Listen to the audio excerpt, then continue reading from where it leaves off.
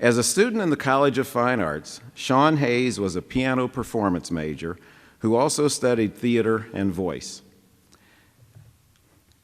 Connie DeVere, a faculty member in the School of Theater and Dance, spoke of Sean's musical talents and other talents by saying, "Not only was he an accomplished and sensitive musician, but we spent many hours in the practice room giggling and guffawing because he's so damn funny." Her words, not mine. In 1988, Sean was instrumental in creating the Theater of Ted, a registered student organization specializing in underground theater performances. 10 years later, in 1998, Sean became a household name when he landed the coveted role of Jack on Will and Grace. His portrayal earned him an Emmy Award, 4 Screen Actors Guild Awards, and 7 Golden Globe nominations. Sean has also received critical acclaim for his roles in theater and film. He starred in the popular comedy reboot, The Three Stooges. Sean played the part of Larry, earning rave reviews for his depiction of the beloved character, and the film far surpassed expectations at the box office.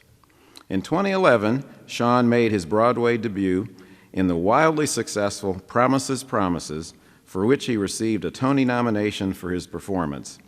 Sean was also on stage in the New York City Center production of Damn Yankees.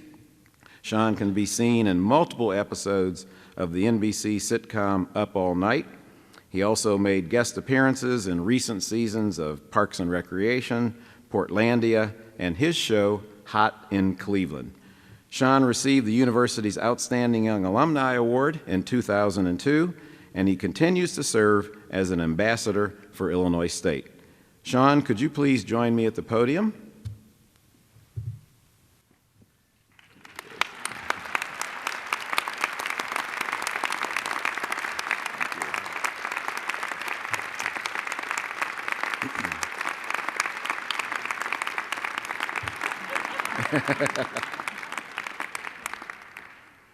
I will also ask our Board of Trustees Chairperson, Michael McCuskey, to step to the podium to confer the honorary Doctor of Arts degree to Sean Hayes.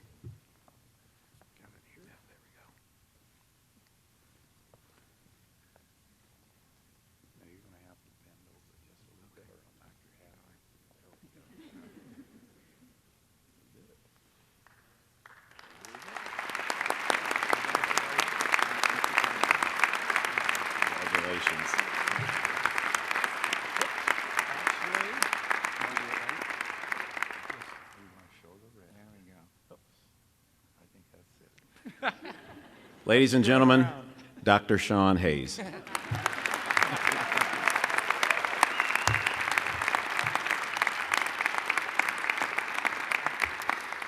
Thank you so very much, President Bowman, Dean Major, Brian Gower, Janet Wilson, the Honorary Degree Committee, the ISU Board of Trustees, and finally, Avantis, for providing me with acid reflux since 1992. I'd also like to thank the faculty, my friends, honored guests, students, and especially my fans who sadly could not make it. Their car would not start. But I am, I thought that was funnier. But I am so thrilled to be here today, mostly because I didn't attend Illinois Wesleyan, and that would have been really awkward if I showed up there. When I got the email asking if I wanted a free PhD, I thought, why is this in my spam folder? And then I realized it was right next to all the other emails offering free things like Prozac and Viagra, and I figured if a free PhD can get me happy and hard at the same time, why not? So far, so good. When you think about it, an honorary PhD is perfect for me. My initials are SPH, so I'm already halfway there. Or 3/4, or 2/3. I don't know. I never graduated. Now, does anyone here know what PhD stands for? Don't all answer at once, and those of you know, shh, this is still my time. PhD is, of course, Doctor of Philosophy, and I am a doctor of my own philosophies, so to speak, many of which I started to develop right here. That's why getting this honorary degree from ISU means the world to me. I have a deep love for this university and the town of Normal, Illinois. In many ways, it made me the man I am today. When I first got here, I had no idea about the world beyond Glen Ellen, Illinois, where I grew up. I had been to the city of Chicago once or twice, but I never imagined living in a land that was foreign to me. I had no idea what a quad was, or tri-towers, or ham-wit. My friends Randy and Dawn, who are here today, we used to say, "What you want your ham wit?" I was clueless. It was all so new to me. I think getting away from my comfort zone and the isolation of the safe haven that is the suburbs had a huge effect on me. So why did I choose ISU? I was fortunate enough to receive a scholarship for piano performance, and my piano teacher, Gellert Modos, who actually drove up to Chicago, he used to teach me there, and also my brother Mike was a student here. So it was a no-brainer decision for a no-brain like me. So here I was attending ISU and living in downtown Normal, culture shock in a great and exciting way. It was the first time in my life I could finally be myself. Finally, I was allowed to be gay and out at the same time. That's a hard thing when you're a young person. But when you look at it, everything in life is hard. Everyone has their thing that makes them in some way different than other people. And back then, different was okay in Normal, Illinois. It was normal. Like I'm sure most of you students did who are here today, I gravitated to the people who were like me. I had my little cliques. I had the goth emo group. I had the music group. I had the LGBT group. And finally, the theater group. You know who you are, and so does everyone else, you lovable attention whores. I had jet black, spiked hair, and thought any shirt with a pattern on it made me look fashionable. This was 1988, and it wasn't quite as hip to be gay then. People were still afraid to say the word gay unless they meant it in a way that mall chicks use it. Those shoes are gay. Psych 101 is gay. That pizza is gay. Well, I'm not going to tell you how ignorant that kind of talk is. You already know that. Pizza isn't gay. Now, the guy who delivered it, that's another story. However, my experience at ISU was incredibly empowering. I was amongst other people who wanted to form their own philosophies outside of their parents. And I really want to thank the amazing, unbelievable faculty here. This was the right environment for me to be in. It was a safe and nurturing place to be, to learn, to explore, to succeed, and sometimes even fail. You know, I'm sorry. I should not use the word fail. That was one philosophy I do not adhere to. Never, ever use the word fail. Pass-fail. That's a philosophy. That's a philosophy I live by. But that was a long time ago. I remember my brother signing me up for classes at some building that I still don't know the name of, on the corner outside of Waterston where I lived for 2 years. There were no computers or automated phone systems then. You literally had to stand in a line that was 5 miles long just to sign up for class. It was awful. And then there were the 17 elevators in Waterston Towers, 2 of which only worked at any given time. This was an exceptional excuse when late for class until they informed me of a thing called stairs, to which I replied, "What, am I, some kind of animal?" But I do have so many fond memories of my time here. The people, the experiences, the freedom, the encouragement, and that's why I'm back. I think the best part of this honor is that I get to spend this time with you all today, doing what I like best, talking to old friends, talking to new friends, and talking to young people about myself. Now, as far as my philosophy when it comes to show business, if there's one piece of advice that I can share for that small group of you who are set on a career in entertainment, it's this: don't do it. Don't do it. It's hard. It's filled with heartbreak. It takes forever, and it has the power to crush your spirit.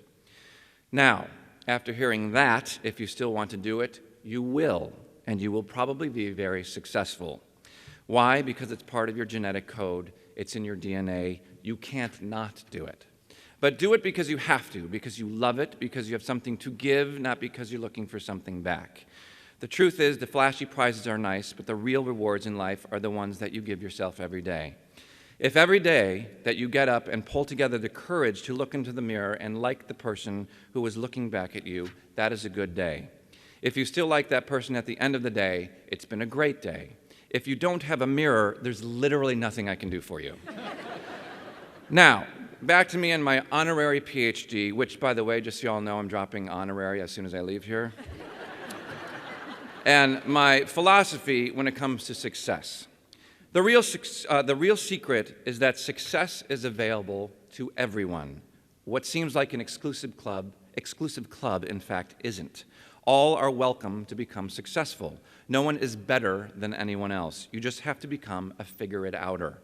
You have to figure it out, whether it's love, money, career, whatever. Figure out how to get good at it. Yes, sometimes there are obstacles that get in the way for certain individuals, but within your own parameters, anyone can control their own success. Anybody can be the thing or person you desire to be. You are in control of your own life. Wherever you are in your life, it is a direct consequence of wanting to be there. If your life sucks, it is because you made decisions to make it so. If your life is fantastic, it is because you want it so badly to be fantastic. You control your own success and happiness. Nobody else is to blame for anything else. That's why when I'm fortunate enough to be celebrated at an award ceremony, I'm supposed to thank my agents, managers, lawyers, publicists, when really what I want to say is, I'd like to thank me. I'd like to thank me for putting myself in the direct line of opportunity. I know that may come off as selfish, but I disagree. And so to the rest of my team, I'd say a heartfelt thank you for helping to give myself a boost. The people who had a major impact on my time at ISU, the faculty, the staff, my friends and fellow students, they encouraged me to give myself that boost. They helped me invent my philosophy, and for that I am forever grateful. And if coming back today to accept this honorary degree in some small way helps just one person out there give himself or herself a boost to open someone's eyes or maybe help someone develop their own philosophy, then you've given me the opportunity to do something great. So thank you so much to everyone for this tremendous, tremendous honor. Thank you.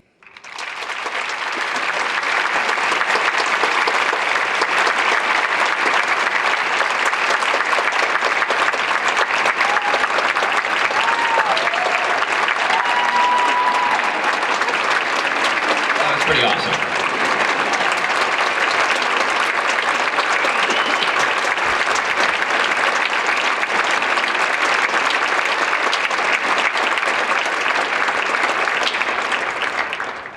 Dr. Hayes, your body of work has earned this diploma, and I'm very proud to give it to you today.